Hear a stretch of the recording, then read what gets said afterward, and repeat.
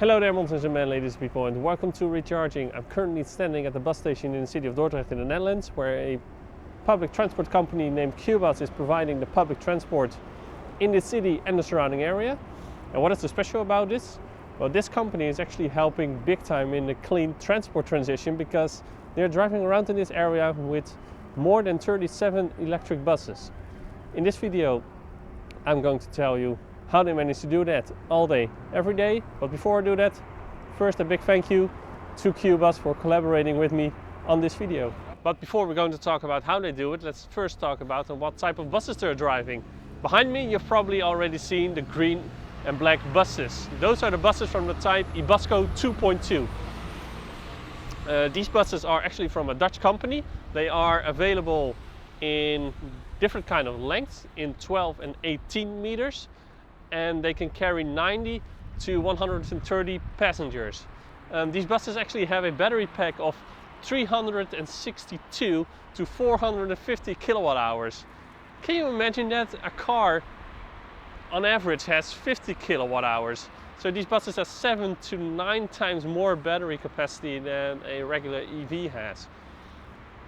With this battery pack, they can actually drive around 200 to 400 kilometers on one state of charge, which is actually quite a lot. And these buses are also, they are from a Dutch company, but they are assembled in China, and then for the finishing assembly they come back to the Netherlands, where they get the finished assembly. So we're currently standing at the bus depot, where QBuzz makes sure that these buses start the day with 100% state of charge. They do that by plugging these buses into these 50 kilowatt chargers of ABB. They look a lot like the car chargers you can find of ABB, which deliver 50 kilowatt. These chargers also have a CCS connection, because, well, 50 kilowatt is DC. And with these chargers, they can charge a bus from 10 to 100% in about 6 to 7 hours. They actually have a charger of each electric bus that they have, and they also have 2 extra chargers, because, well, you never know if one fails.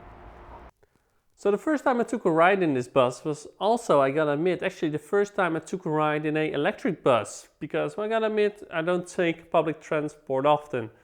But the same things apply to these buses as to other electric vehicles, is that the quietness, the smoothness, there's no vibration, there's no fossil car engine vehicle that can beat this. There's no vibration from the engine, it's quiet in the bus. The ride is very smooth, and even though this is great for the passengers, I think it's even better for the surrounding area, for the city. And that's because, well, we all know diesel buses do make a lot of noise, they can be smelly, maybe if it is an old bus there comes some black smoke out of it. That isn't there. Just for the surrounding area, these buses are so awesome. And of course, I also spoke to a bus driver, and yes, these buses are for now less suited to drive long distances on the highway, but with stop and go traffic in the city, there's no fossil bus that can beat these electric buses.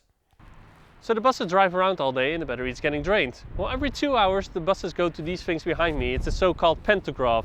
It's the same thing the buses and train uses, and it's actually a super fast charger, because these things can deliver up to 300 kilowatts under ideal conditions. Normally they will give about 150 to 280 kilowatts, but still that is a lot.